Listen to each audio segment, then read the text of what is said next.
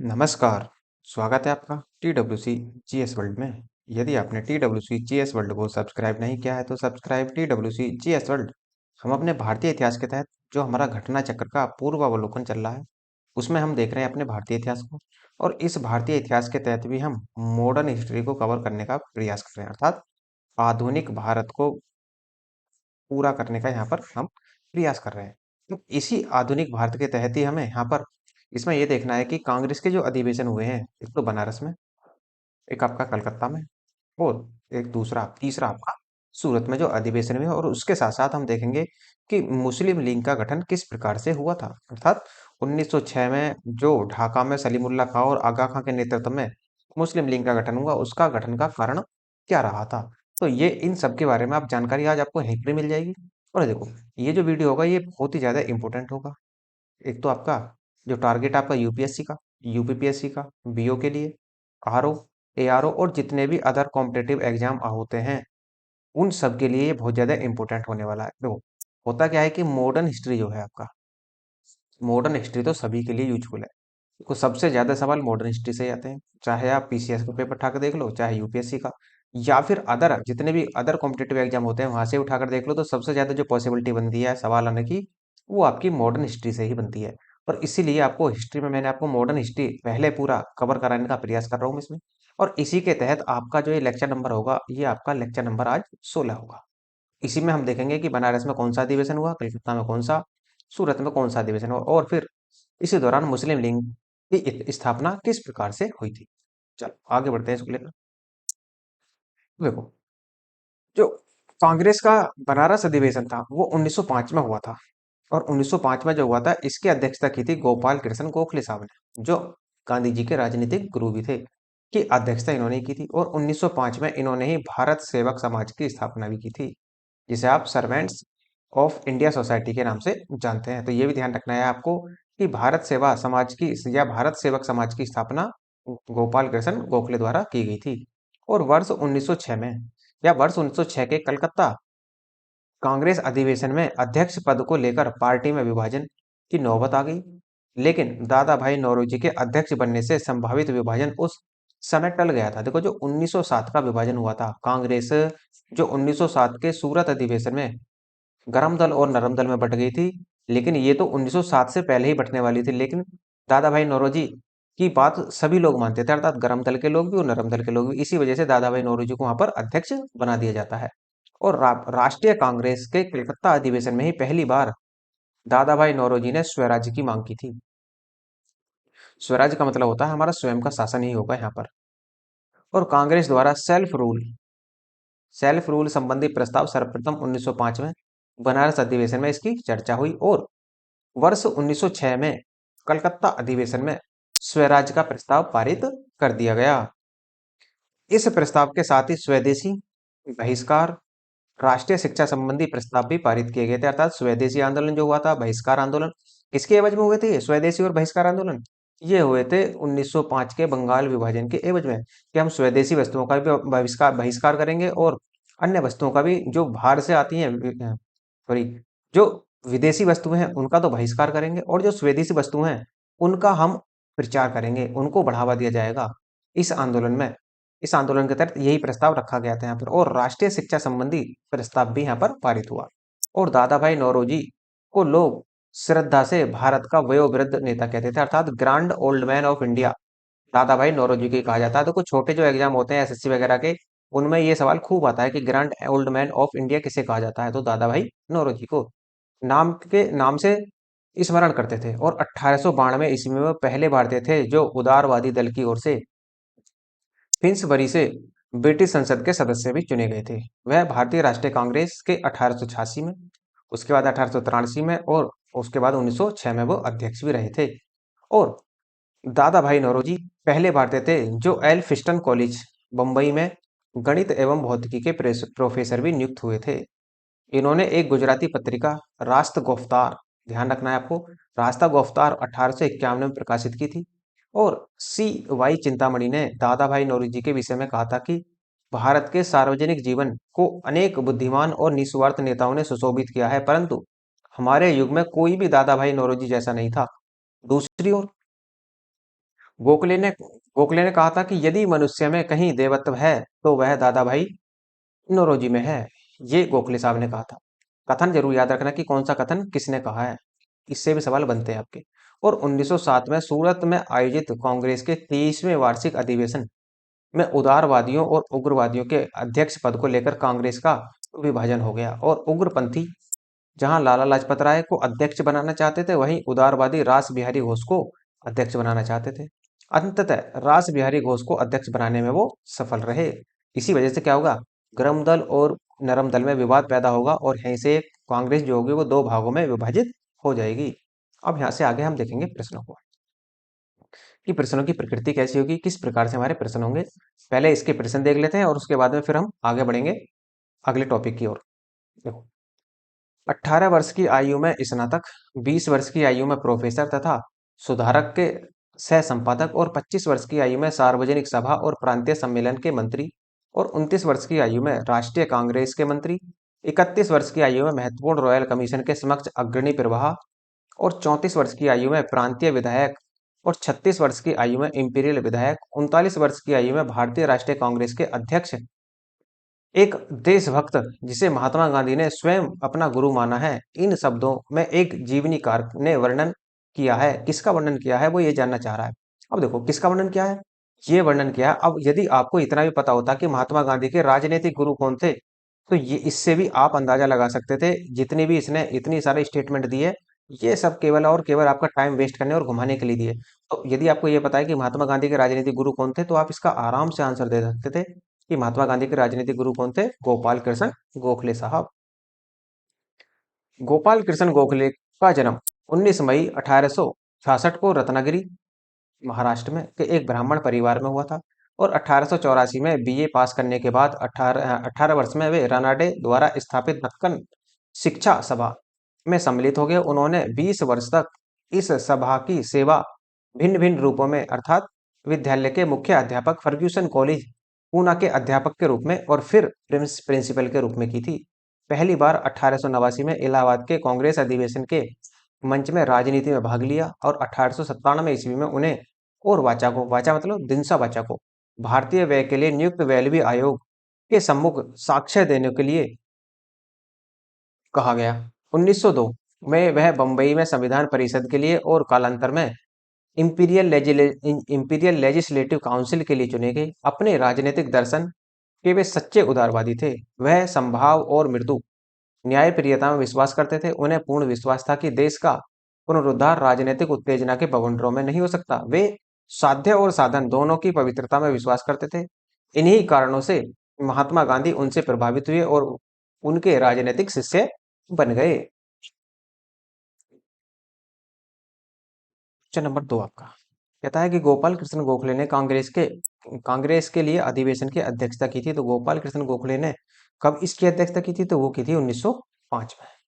1905 के बनारस अधिवेशन में इसकी अध्यक्षता की थी। नेक्स्ट है आपका, भारतीय राष्ट्रीय कांग्रेस के 1905 के बनारस अधिवेशन का अध्यक्ष कौन था, तो फिर से वही गोपाल कृष्ण गोखले साहब थे यहाँ पर इनके अध्यक्ष। नेक्स्ट है, कह रहा है कि निम्नलिखित में से किस नेता ने 1906 में कलकत्ता कांग्रेस अधिवेशन की अध्यक्षता की थी, तो इसमें की थी आपकी दादा भाई नौरोजी साहब ने। देखो 1905 में की थी गोपाल कृष्ण गोखले साहब ने, और 1906 में कलकत्ता अधिवेशन की अध्यक्षता की थी दादा भाई नौरोजी ने। 1906 के कलकत्ता कांग्रेस अधिवेशन में अध्यक्ष पद को लेकर पार्टी में विभाजन की नौबत आ गई, लेकिन दादा भाई नौरोजी के अध्यक्ष बनने से संभावित जो विभाजन था उस समय टल गया। दादा भाई नौरोजी को लगभग सभी राष्ट्रवादी एक सच्चा देशभक्त मानते थे। राजनीतिक विचारों से दादा भाई पूर्ण राजभक्त थे। वे समझते थे कि भारत में अंग्रेजी राज्य से बहुत लाभ हुआ है, और इसे इस साहचर्य के सदा बने रहने के लिए अभिरुचि रखते थे। राष्ट्रीय कांग्रेस के कलकत्ता अधिवेशन में पहली बार दादा भाई नौरोजी ने स्वराज्य की मांग की थी। नेक्स्ट, कांग्रेस ने स्वराज्य का प्रस्ताव 1905 में पारित किया, और प्रस्ताव का उद्देश्य क्या था। देखो प्रस्ताव का उद्देश्य क्या था, इसमें यदि हम देखें, देखो अपने लिए संविधान बनाने का अधिकार, परंतु ऐसा नहीं हुआ, ऐसा तो नहीं था। नेक्स्ट कहता है स्वशासन सुनिश्चित करना, ये भी नहीं था आपका। उत्तरदायी सरकार का गठन, ये भी नहीं था। और स्वयं की सरकार, स्वराज का अर्थ था केवल स्वयं का शासन सुनिश्चित करना। तो ये यहाँ पर इनमें से कोई भी आंसर इसका नहीं है। अब देखो, कांग्रेस ने सेल्फ रूल अर्थात स्वशासन संबंधी प्रस्ताव सर्वप्रथम वर्ष 1905 में बनारस अधिवेशन में चर्चा हुई और वर्ष 1906 के कलकत्ता अधिवेशन में स्वराज का प्रस्ताव पारित कर दिया गया और इस प्रस्ताव के साथ स्वदेशी बहिष्कार और राष्ट्रीय शिक्षा संबंधी प्रस्ताव भी पारित किए गए थे। नेक्स्ट नेक्स्ट आपका, स्वराज को बतौर राष्ट्रीय मांग के रूप में सर्वप्रथम रखा गया था, तो किसके द्वारा रखा गया था? दादा भाई नौरोजी के द्वारा 1906 में। चर्चा जरूर हुई थी 1905 में, लेकिन जब दादा भाई नौरोजी स्वयं अध्यक्ष बन गए तो उन्होंने उसको और भी यहाँ पर गहनता से इसको लिया था। फिर 1906 में भारतीय राष्ट्रीय कांग्रेस के कलकत्ता अधिवेशन में कांग्रेस के मंच पर स्वराज की मांग पहली बार करने का श्रेय दादा भाई नौरोजी को जाता है। नेक्स्ट क्वेश्चन नंबर 7 आपका। 7 कहता है कि कांग्रेस के मंच से भारतीय राष्ट्रीय कांग्रेस के किस अधिवेशन में प्रथम बार स्वराज्य शब्द व्यक्त किया गया था? तो वो ये हुआ था कलकत्ता अधिवेशन में, अर्थात आपका आंसर हो जाएगा बी आंसर होगा इसमें। कांग्रेस के मंच से भारतीय राष्ट्रीय कांग्रेस के कलकत्ता अधिवेशन में 1906 में प्रथम बार स्वराज शब्द दादा भाई नौरोजी द्वारा व्यक्त किया गया और दादा भाई नौरोजी ने स्वराज शब्द की व्याख्या करते हुए इसे कलकत्ता अधिवेशन में 1906 में ही भारतीय राष्ट्रीय कांग्रेस का लक्ष्य बताया था। प्रारंभ में उत्तर प्रदेश लोक सेवा आयोग ने इस प्रश्न का उत्तर बी माना था, लेकिन संशोधित उत्तर पत्रांक में इस प्रश्न को का उत्तर निरस्त कर दिया गया और स्वराज शब्द को अभिव्यक्त करने की तिथियों में भिन्नता मिलती है, इसलिए इस उत्तर को ही क्या कर दिया जाता है? यहाँ पर निरस्त कर दिया जाता है। नेक्स्ट, स्वराज शब्द का प्रयोग सर्वप्रथम किसने किया था? तो स्वराज शब्द का प्रयोग सर्वप्रथम किया था, यदि आप यहाँ पर देखेंगे तो, अब यहाँ पर देखो आंसर यदि हम देखें, दादा भाई नौरोजी ने किया था, लेकिन इससे पहले भी कौन थे? बाल गंगाधर तिलक साहब इससे पहले भी थे।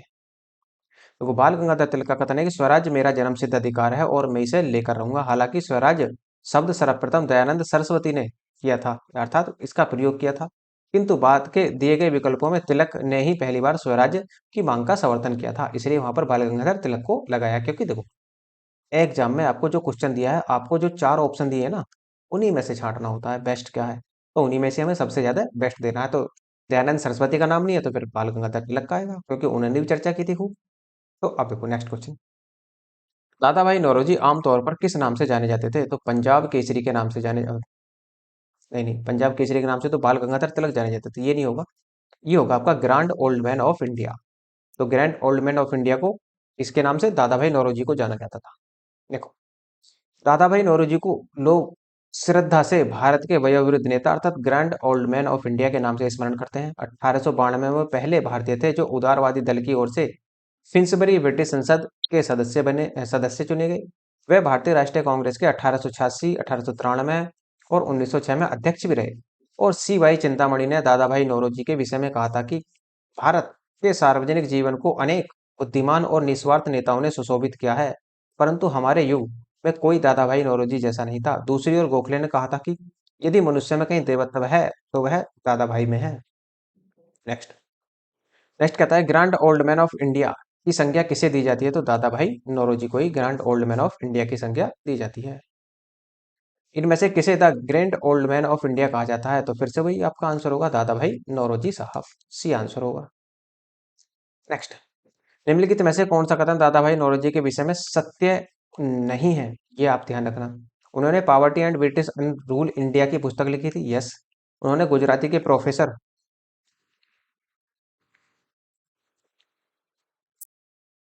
उन्होंने गुजराती के प्रोफेसर के रूप में यूनिवर्सिटी कॉलेज लंदन में भी कार्य किया था, ये भी आपका ठीक है। फिर कहता है उन्होंने बम्बई में महिला शिक्षा की नींव रखी थी, ये भी ठीक है आपका। उसके बाद कहता है वे ब्रिटिश पार्लियामेंट के सदस्य के रूप में अनु उदारवादी पार्टी के टिकट पर चुने गए थे, ये सही नहीं है आपका। पार्लियामेंट के लिए चुने तो गए थे वो, लेकिन अनु उदारवादी के लिए नहीं चुने गए थे। दादा भाई नौरोजी 1892 में ब्रिटिश पार्लियामेंट के सदस्य के रूप में उदारवादी पार्टी के रूप में चुने गए थे, के टिकट उन्हें टिकट पर चुने गए थे, अतः विकल्प डी सही नहीं है, अतः 3 कथन सत्य हैं। नेक्स्ट कहता है दादा भाई नौरोजी के विषय में निम्नलिखित में से कौन सा कथन असत्य है? अब आपको असत्य बताना, देखो फिर से पढ़ लेते हैं कौन सा सत्य है। वे पहले भारतीय थे जो एल्फिस्टन कॉलेज में बंबई में गणित एवं भौतिकी के प्रोफेसर नियुक्त हुए, ये ठीक है आपका। 1892 में उन्होंने ब्रिटिश पार्लियामेंट का सदस्य निर्वाचित किया गया, ये भी ठीक है। उन्होंने गुजराती पत्रिका रास्ता गोफ्तार आरंभ किया था, ये भी ठीक है। उन्होंने 4 बार भारतीय राष्ट्रीय कांग्रेस की अध्यक्षता की थी, नहीं 4 बार नहीं, उन्होंने 3 बार की थी। कब? 1886 में, 1893 में और 1906 में। तो आंसर आपका डी बनेगा। दादा भाई नौरोजी पहले भारतीय थे जो एल्फिस्टन कॉलेज बम्बई में गणित एवं भौतिकी के प्रोफेसर नियुक्त हुए। 1892 से 95 तक वे उदारवादी दल में ब्रिटिश पार्लियामेंट के सदस्य भी रहे। इन्होंने एक गुजराती पत्रिका रास्ता गुफ्तार की शुरुआत 1851 में की। और दादा भाई नौरोजी ने 1886 में, 1893 में और 1906 में कुल 3 बार भारतीय राष्ट्रीय कांग्रेस की अध्यक्षता की थी। नेक्स्ट कहता है आपका, ब्रिटिश पार्लियामेंट में चुना जाने वाला प्रथम भारतीय कौन था? तो ब्रिटिश पार्लियामेंट में चुने जाने वाले प्रथम भारतीय दादा भाई नौरोजी ही थे। तो Dadabhai Naoroji grand old man of India प्रथम भारतीय थे जो 1892 में उदारवादी दल की ओर से फिन्सबरी से ब्रिटिश संसद के सदस्य चुने गए। और अपने लंदन प्रवास अर्थात 1855 से 69 के दौरान दादा भाई नौरोजी ने अंग्रेजों को भारतीयों की समस्याओं से अवगत कराने के उद्देश्य से लंदन इंडियन सोसाइटी अर्थात 1865 में और ईस्ट इंडिया एसोसिएशन की स्थापना 1866 में की थी। नेक्स्ट, नरम दल और गरम दल के रूप में भारतीय राष्ट्रीय कांग्रेस का विभाजन किस अधिवेशन में हुआ? तो ये हुआ था 1907 के सूरत अधिवेशन में। तो आंसर आपका बी होगा। 1907 में सूरत में आयोजित कांग्रेस के 23वें वार्षिक अधिवेशन में उदारवादियों और उग्रवादियों के अध्यक्ष पद को लेकर कांग्रेस का विभाजन हो गया। उग्रपंथी जहां लाला लाजपत राय को अध्यक्ष बनाना चाहते थे, वहीं उदारवादी रास बिहारी घोष को अध्यक्ष बनाना चाहते थे। अंततः रास बिहारी घोष अध्यक्ष बनने में सफल रहे। सम्मेलन में उग्रवादियों द्वारा 1906 में पास करवाए गए प्रस्ताव स्वदेशी बहिष्कार, राष्ट्रीय शिक्षा और स्वशासन के प्रयोग को लेकर विवाद और गहरा हो गया और अंततः दोनों पक्षों में खुले संघर्ष के बाद कांग्रेस में पहला विभाजन हो गया। नेक्स्ट, भारत में कांग्रेस कहां पर उदारवादियों एवं उग्रवादियों दो भागों में विभाजित हुई थी? तो ये हुई थी आपकी सूरत के, जो सूरत में हुआ था 1907 में अधिवेशन। 1907 के भारतीय राष्ट्रीय कांग्रेस के सूरत के वार्षिक अधिवेशन के अध्यक्ष कौन थे? तो 1907 में जो अध्यक्षता कर रहे थे वो कर रहे थे आपके आरबी घोष। नेक्स्ट, भारतीय राष्ट्रीय कांग्रेस के वर्ष 1906 में विख्यात कलकत्ता अधिवेशन में 4 संकल्प पारित किए गए थे। सूरत 1907 में कांग्रेस के अगले अधिवेशन में इन चारों संकल्पों को स्वीकार करना अथवा उन्हें अस्वीकृत करने के प्रश्न पर कांग्रेस में विभाजन हो गया था। निम्नलिखित में से कौन सा संकल्प इन चारों संकल्पों में से नहीं था? ये जानना चाह रहा। देखो, स्वदेशी था, बहिष्कार था, राष्ट्रीय शिक्षा भी थी। तो बंगाल विभाजन को रद्द करना इसमें नहीं था। तो आंसर आपका ए लगेगा। 20वीं सदी के प्रारंभिक वर्षों में कांग्रेस में विभाजन की प्रक्रिया शुरू हुई थी। तो कांग्रेस में जो विभाजन की प्रक्रिया शुरू हुई थी वो कहां से? देखो, कांग्रेस आंदोलन की रणनीति पर, ये आपका है। कांग्रेस आंदोलन के उद्देश्यों पर, ये भी है। कांग्रेस आंदोलन में लोगों की भागीदारी पर, ये भी ठीक है। तो आंसर आपका क्या लगेगा? बी लगेगा। 20वीं सदी के प्रारंभिक वर्षों में कांग्रेस के विभाजन का एक प्रमुख कारण नरमपंथियों का अपने रणनीतिक उद्देश्यों और आम जनता को अपने साथ रख पाने में असफल होना था। नरमपंथियों ने आम जनता के बीच काम नहीं किया और नरमपंथी राजनीतिक घटनाक्रमों के अनुरूप अपनी रणनीति में फेरबदल नहीं कर पाते थे। वे महसूस न कर सके कि उनकी उपलब्धियों ने ही उनकी राजनीति को अव्यवहारिक बना दिया और नरमपंथी और गरमपंथी के सोच और अनुमान के पारस्परिक मतभेद दृष्टिकोण और राष्ट्रवादी दृष्टिकोण दोनों ही गलत थे। नरमपंथी यह नहीं समझ पाए कि सरकार गरमपंथियों के भय के कारण ही उनसे बातचीत कर रही है और गरमपंथी यह नहीं समझ पाए कि उनके संघर्ष में नरमपंथी उनके लिए कवच का काम कर सकते हैं। फलस्वरूप 1907 में सूरत अधिवेशन में कांग्रेस का विभाजन हो गया। नेक्स्ट, भारतीय राष्ट्रीय कांग्रेस के में सूरत की फूट हुई थी। तो सूरत अर्थात सूरत में कांग्रेस का विभाजन हुआ था 1907 में। आंसर आपका सी होगा। भारतीय राष्ट्रीय कांग्रेस की सूरत में फूट 1907 में कांग्रेस के सूरत अधिवेशन में हुई, जिसमें कांग्रेस नरमपंथी और गरमपंथी दो अलग अलग गुटों में विभक्त हो गई। सूरत अधिवेशन ताप्ती नदी के किनारे हुआ था और सूरत के विभाजन में गरम दल का नेतृत्व बाल गंगाधर तिलक ने किया था और जबकि नरम दल का नेतृत्व किया था वो रासबिहारी घोष साहब ने किया था। और रासबिहारी घोष ही इस आंदोलन में, या ये कह लो इस अधिवेशन में अध्यक्ष पद पर रहे थे। भारतीय राष्ट्रीय कांग्रेस का प्रथम विभाजन कब हुआ? तो प्रथम विभाजन जो हुआ था वो कांग्रेस का सूरत अधिवेशन 1907 में हुआ था। ये आंसर होगा। सूरत विभाजन का नेतृत्व किया था, तो सूरत विभाजन का जो नेतृत्व कर रहे थे वो कर रहे थे आपके तिलक साहब। नेक्स्ट, 1907 में सूरत में भारतीय राष्ट्रीय कांग्रेस का विभाजन का मुख्य कारण क्या था? देखो, मुख्य कारण क्या था? देखो, लॉर्ड मिंटो द्वारा भारतीय राजनीति में सांप्रदायिक का प्रवेश कराना नहीं। ये तो शुरुआत होगी आपकी कब 1909 के अधिनियम के द्वारा। अंग्रेजी सरकार के साथ नरमपंथियों की वार्ता करने की क्षमता के बारे में चरमपंथियों में विश्वास का अभाव था, तो ये आपका ठीक होगा। लेकिन औरों को भी देखना पड़ेगा। मैं मुस्लिम लीग की स्थापना नहीं, मुस्लिम लीग की स्थापना कब होगी? 1906 में। भारतीय राष्ट्रीय कांग्रेस का अध्यक्ष निर्वाचित हो सकने अरविंद घोष की असमर्थता नहीं। असमर्थता क्या? ये तो अरविंद घोष ही क्या हुए थे, रास बिहारी घोष हुए थे, सॉरी, असमर्थ नहीं थे। ये भी आपका नहीं होगा। तो आंसर क्या बनेगा? अब आपका बी बनेगा। देखो 1907 में सूरत भारतीय राष्ट्रीय कांग्रेस के विभाजन का मुख्य कारण अंग्रेजी सरकार के साथ नरमपंथियों की वार्ता करने की क्षमता के बारे में चरमपंथियों में विश्वास का अभाव। सूरत अधिवेशन में चरमपंथी लाला लाजपत राय को अध्यक्ष बनाना चाहते थे, जबकि उदारवादी रास बिहारी घोष को अध्यक्ष बनाने में के पक्षधर थे। अतः रास बिहारी घोष अध्यक्ष बनने में सफल रहते हैं यहाँ पर। अब ये तो हो जाता है देखो आपका कांग्रेस के अधिवेशन। लेकिन अब हम देखेंगे कि मुस्लिम लीग की स्थापना किस प्रकार से हुई। मुस्लिम लीग का जो गठन होता है वो आपका 1906 में होगा। किस प्रकार से होगा? सलीमुल्लाह खां और आगा खां कौन थे? इन्हीं के बारे में चर्चा करते हुए इन्हीं के बारे में हम कुछ क्वेश्चनों को यहीं देख लेते हैं। देखो अक्टूबर 1906 में आगा खां के नेतृत्व में मुस्लिमों के शिमला प्रतिनिधित्व मंडल ने एक ऐसी केंद्रीय मुस्लिम सभा बनाने का विचार किया जिसका उद्देश्य मुस्लिमों के हित का संरक्षण करना है। और इसी विचारण के अनुरूप ढाका में संपन्न अखिल भारतीय मुस्लिम शैक्षिक सम्मेलन अर्थात all India Mohammedan education conference के दौरान दिसंबर 1906 में इस सम्मेलन के स्वागत समिति के अध्यक्ष तथा राजनीतिक बैठकों के संयोजक ढाका के नवाब सलीमुल्लाह खान अखिल भारतीय मुस्लिम लीग के गठन का प्रस्ताव किया और वकार उल मुल्क इसके अध्यक्ष थे। और 56 सदस्यीय अस्थायी समिति का चयन किया गया और मोहसिन उल मुल्क और वकार उल मुल्क को संयुक्त रूप से संगठन का सचिव नियुक्त किया गया। लखनऊ में मुस्लिम लीग का मुख्यालय बनाया गया। यह भी आप ध्यान रखना है कि मुस्लिम लीग का मुख्यालय कहाँ बना था? तो लखनऊ में। और आगा खां इसके प्रथम अध्यक्ष बने थे। इसलिए कहा जाता है कि सलीमुल्लाह खां और आगा खां ने इसकी स्थापना की थी मिलकर। इस संगठन ने के 3 उद्देश्य थे। ब्रिटिश सरकार के प्रति मुसलमानों में निष्ठा बढ़ाना। दूसरा, लीग के अन्य उद्देश्यों को बिना दुष्प्रभावित किए अन्य संप्रदायों के प्रति कटुता की भावना बढ़ने से रोकना और मुसलमानों के लिए राजनीतिक अधिकारों की रक्षा और उनका विस्तार करना। अच्छा, ये आप जानते हैं कि 1906 में जो इसकी स्थापना हो रही थी मुस्लिम लीग की, इसका कारण क्या था? देखो इसका कारण एक ही था, फूट डालो और राज करो की नीति। कुल मिलाकर इतना था, क्योंकि यदि कांग्रेस में मुस्लिम लोग रहते तो वो संगठित होते।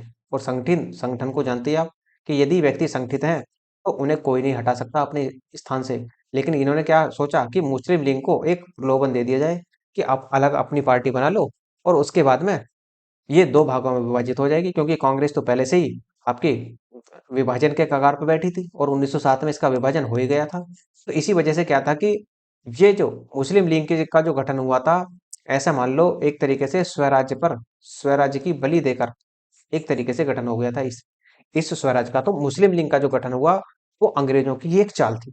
और फूट डालो और राज करो की नीति पर अब यहाँ से आगे अंग्रेज बढ़ना प्रारंभ करेंगे। अब वर्ष 1907 में मुस्लिम मुस्लिम लीग का वार्षिक अधिवेशन कराची में तथा 1908 में अमृतसर में हुआ था। और इसी अधिवेशन में मुसलमानों के लिए पृथक निर्वाचक मंडल की मांग की गई, जो इन्हें वर्ष 1909 के मार्ले मिंटो सुधार के द्वारा प्रदान कर दिया गया। और 1908 में लंदन में इसकी एक शाखा सैयद अमीर अली ने स्थापित कर दी थी।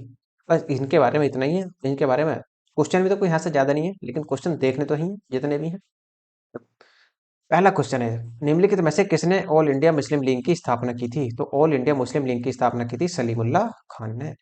अब यदि देखो दोनों हैं, लेकिन सबसे ज्यादा श्रेय जो जाता है वो सलीमुल्लाह खां को ही जाता है। अक्टूबर 1906 में आगा खां के नेतृत्व में मुस्लिमों के शिमला प्रतिनिधि मंडल ने एक ऐसी केंद्रीय मुस्लिम सभा बनाने का विचार किया जिसका उद्देश्य मुसलमानों के हित का संरक्षण हो। और इसी विचारण के अनुरूप ढाका में संपन्न अखिल भारतीय मुस्लिम शैक्षिक सम्मेलन अर्थात all India Mohammedan education conference के दौरान दिसंबर 1906 में इस सम्मेलन के स्वागत समिति के अध्यक्ष तथा राजनीतिक बैठकों के संयोजक ढाका के नवाब सलीमुल्लाह खान ने अखिल भारतीय मुस्लिम लीग के गठन का प्रस्ताव किया और वकार उल मुल्क इसके अध्यक्ष थे। 56 सदस्यीय अस्थायी समिति का चयन किया गया था और मोहसिन उल मुल्क और वकार उल मुल्क को संयुक्त रूप से संगठन का सचिव नियुक्त किया गया था। लखनऊ में मुस्लिम लीग का मुख्यालय बनाया गया और आगा खां इसके प्रथम अध्यक्ष बनाए गए।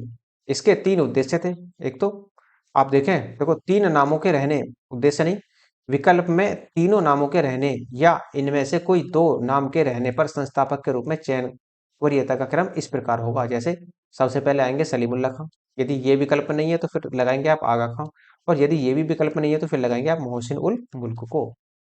नेक्स्ट, मुस्लिम लीग के संस्थापक थे। देखो मुस्लिम लीग के संस्थापक कौन थे, तो सलीमुल्लाह खां थे। आंसर आपका सी लगेगा। 1906 में मुस्लिम लीग की स्थापना हुई थी, तो 1906 में मुस्लिम लीग की स्थापना कहाँ हुई थी, ढाका में।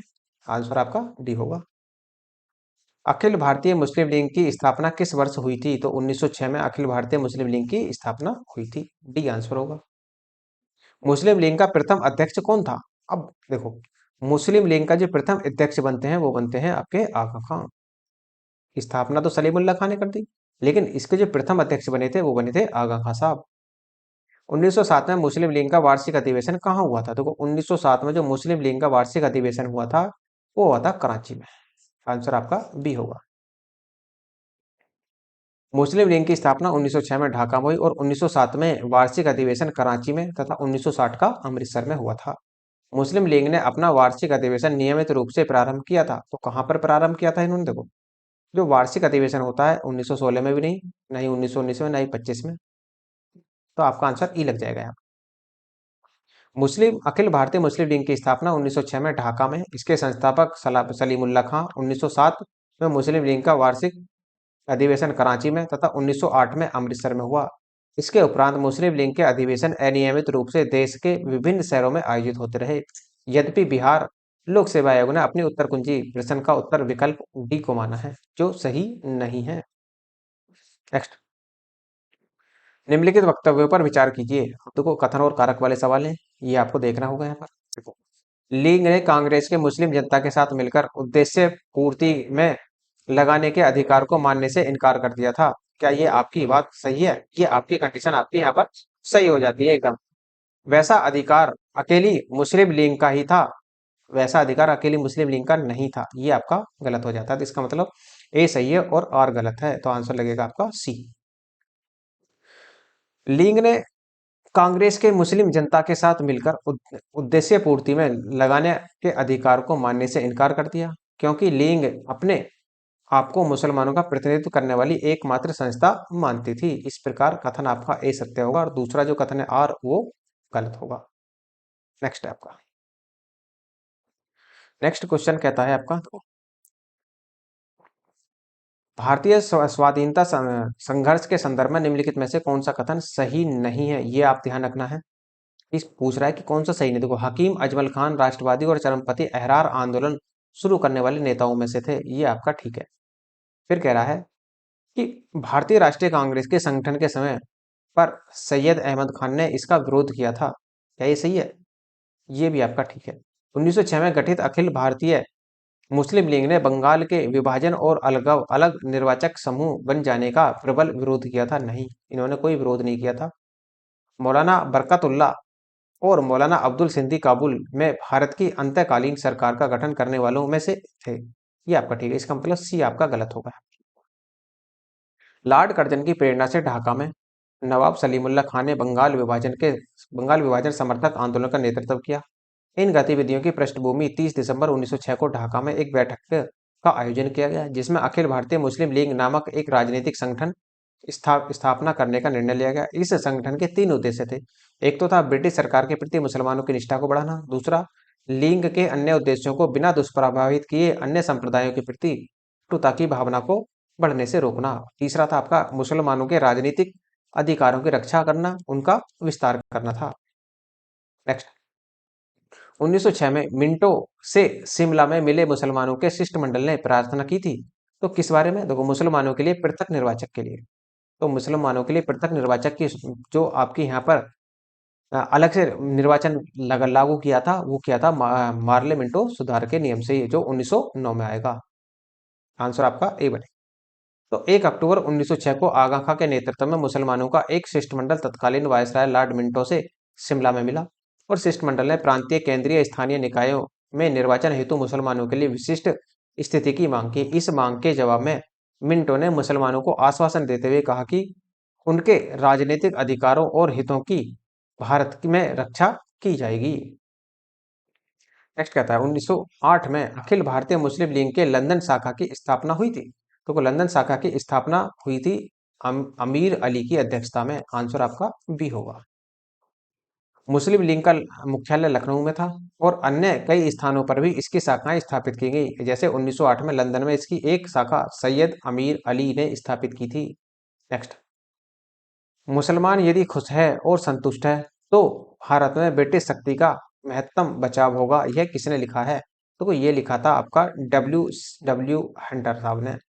आंसर आपका सी होगा। तो डब्ल्यू हंटर ने अपनी पुस्तक द इंडियन मुसलमान में लिखा था कि मुसलमान यदि खुश है और संतुष्ट है तो भारत में ब्रिटिश शक्ति का महत्तम बचाव होगा। तो ये तो हो जाते हैं आपके दोनों टॉपिक समाप्त। एक तो आपका कांग्रेस के अधिवेशन वाला और दूसरा आपका मुस्लिम लीग का गठन। जो मुस्लिम लीग का गठन हुआ ये, बस इसमें आपको इतना ही पढ़ना है। और यदि आपको लेक्चर की पीडीएफ चाहिए तो नीचे टेलीग्राम का लिंक दिया हुआ है डिस्क्रिप्शन में, तो वहां से आप टेलीग्राम ज्वाइन कर लेना। तो वहां से भी आपको पीडीएफ टाइम टू टाइम मिलती रहती है। और यदि आपको हिस्ट्री के कंप्लीट नोट्स चाहिए, जो मैंने आपको यूट्यूब पर कंप्लीट हिस्ट्री पढ़ा भी दी है विद कॉन्सेप्ट के साथ, तो यदि आपको रिवीजन के लिए उसके नोट्स चाहिए तो आप मेल के माध्यम से बता सकते हैं। तो आपको मेल के माध्यम से भी वहां पर पीडीएफ सेंड कर दी जाएगी। और यदि आपको लगता है लेक्चर अच्छा है तो लाइक कीजिए, शेयर कीजिए, सब्सक्राइब करना ना भूलें। धन्यवाद।